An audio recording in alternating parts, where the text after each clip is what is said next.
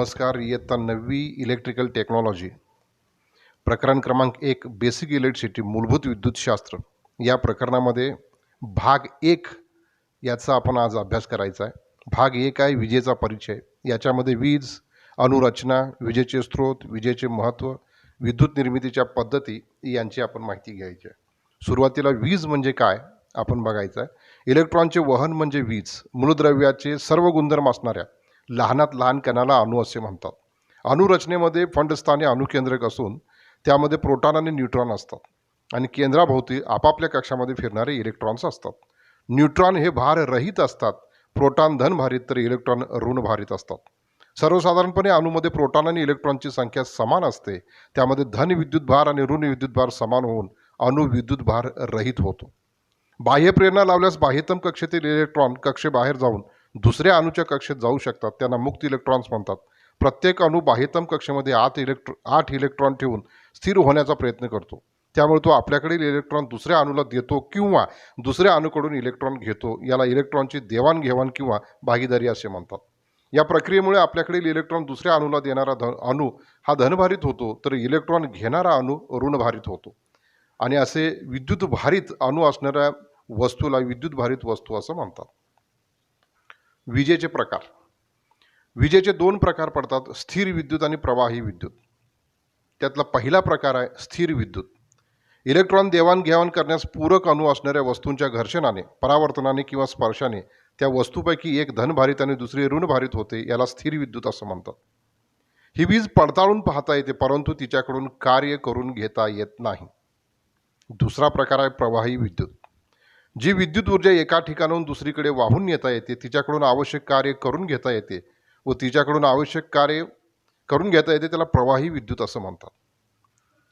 एक धन विद्युत भारित वस्तू आणि दुसरी ऋण विद्युत भारित वस्तू विद्युत वाहक धारेच्या तारेने एकमेकांना जोडले असता ऋणभारित वस्तूकडील जादा इलेक्ट्रॉन्स त्या तारेतून धनभारित वस्तूकडे वाहू लागतात. याला प्रवाही विद्युत असं म्हणतात. स्थिर आणि प्रवाही विद्युत झाल्यानंतर विद्युत निर्मितीचे स्रोत. घर्षणाने विद्युत निर्मिती. उदाहरणार्थ काचेची कांडी रेशमी कापडावर घासल्यास स्थिर विद्युत निर्माण होते. उष्णतेचे विद्युत निर्मिती. उदाहरणार्थ थर्मोकपलमधील भिन्न धातूंच्या जोडाला उष्णता दिल्यास तापमानाशी समप्रमाणात त्याच्यामध्ये विद्युत दाब निर्माण होतो. प्रकाशाने विद्युत निर्मिती. प्रकाश संवेदनशील पदार्थावर प्रकाश किरण पडल्यास त्या पदार्थामधून प्रकाशाच्या तीव्रतेशी समप्रमाणात विद्युत निर्मिती होते. रासायनिक क्रियेतून विद्युत निर्मिती. इलेक्ट्रॉनिक सेलमध्ये रासायनिक अभिक्रिया होऊन रासायनिक ऊर्जेचे रूपांतर विद्युत ऊर्जेमध्ये होते. यांत्रिक क्रियेने विद्युत निर्मिती. सर्व जनरेटरमध्ये यांत्रिक ऊर्जेचे चुंबक किंवा वाहक फिरवले जाऊन वाहक आणि चुंबकीय रेषा छेदल्याने यांत्रिक ऊर्जेचे विद्युत ऊर्जेत रूपांतर होते. या विद्युत ऊर्जेचं महत्त्व काय?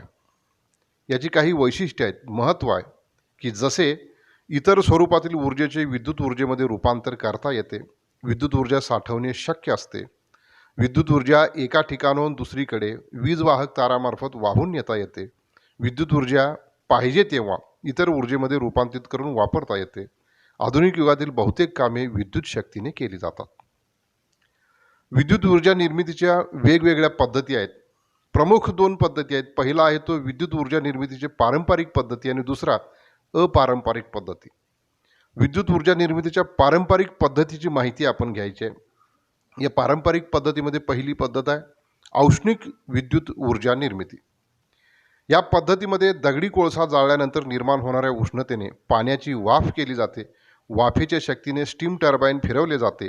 त्यामुळे त्याला जोडलेला जनरेटर फिरतो आणि जनरेटरमध्ये विद्युत ऊर्जा निर्माण होते. दुसरी पद्धत जलविद्युत निर्मिती. उंच ठिकाणी धरणामध्ये साठवलेले पाणी कमी उंचीवर असणाऱ्या वॉटर टर्बाईनवर सोडले जाते. पाण्याच्या गतिक ऊर्जेमुळे टर्बाईन फिरते, त्यामुळे त्याला जोडलेला जनरेटर फिरतो आणि जनरेटरमध्ये विद्युत ऊर्जा निर्माण होते.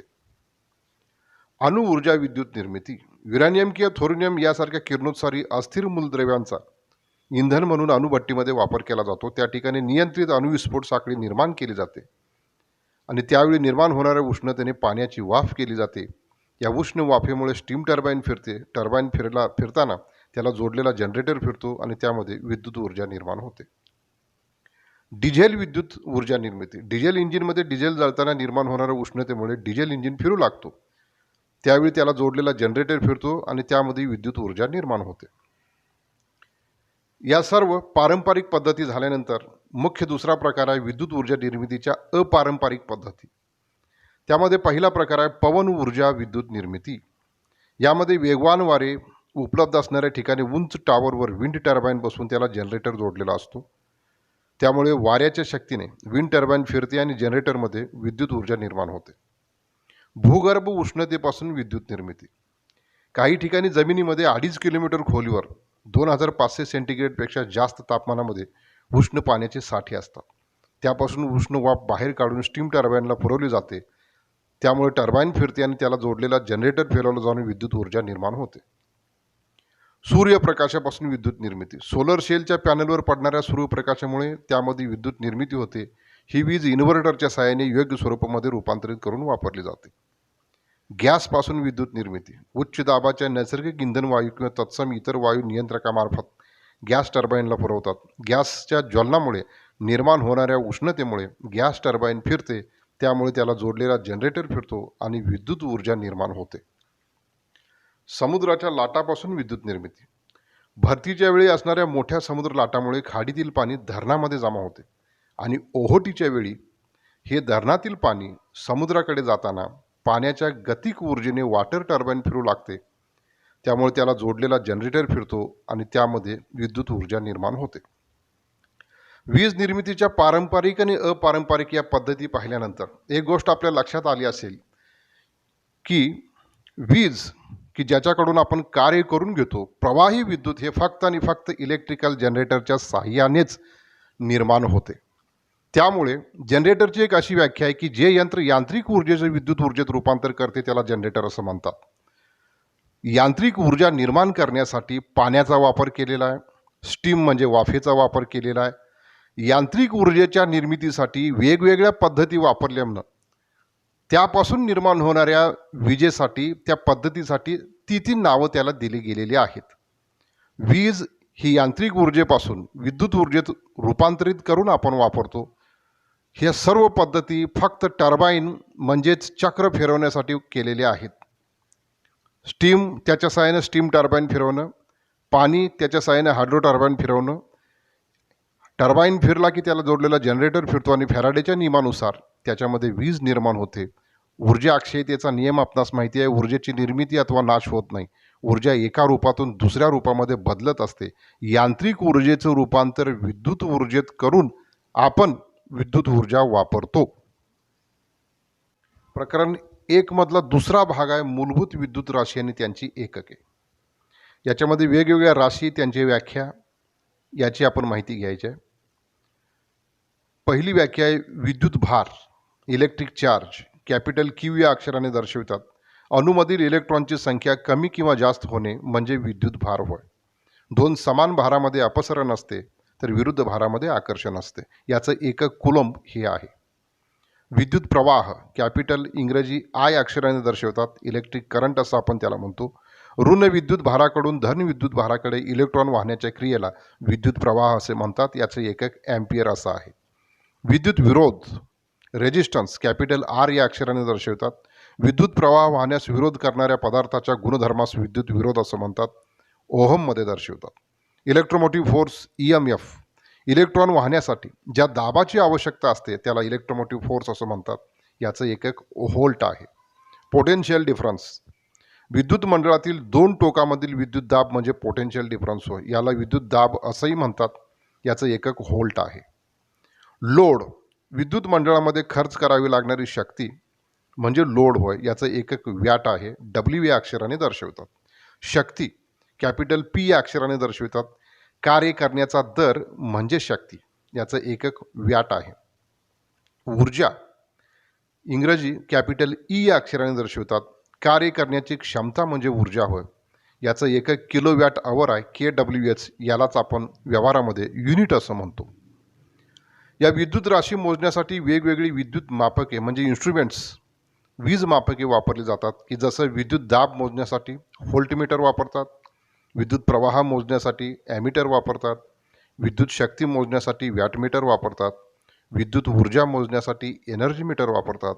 विद्युत विरोध मोजण्यासाठी ओहम मीटर वापरतात. त्यांची वेगवेगळी सांकेतिक चिन्हसुद्धा आहेत. प्रकरण क्रमांक 1 मधील तिसरा भाग आहे मूलभूत नियम आणि त्यांचे उपयोजन. याच्यामध्ये ओहमचा नियम आणि जूलचा नियम हे 2 नियम आपण पाहायचे आहेत. पहिला आहे ओहमचा नियम. सर्व भौतिक स्थिती कायम असताना वाहकामधून वाहणारा विद्युत प्रवाह त्याला दिलेल्या विद्युत दाबाशी समानुपाती असतो. याच्यामध्ये एक आकृती दिलेली आहे, त्याच्यामध्ये आर हा विरोध आहे, व्ही विद्युत दाब आहे, आय हा विद्युत प्रवाह आहे. I is proportional to V, I is equal to V upon R. अशा पद्धतीनं हा ओहमचा नियम आहे. ओहमच्या नियमामध्ये 3 राशी आहेत, त्यापैकी 2 राशी दिल्यानंतर एक रास आपल्याला काढता येते. त्यासाठी V is equal to I R किंवा I is equal to V upon R हे सूत्र आपण वापरतो.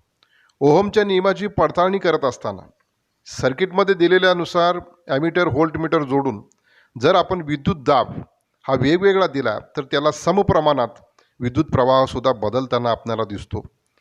अशा पद्धतीनं ओहमच्या नियमाची आपणास पडताळणी करून पाहता येते.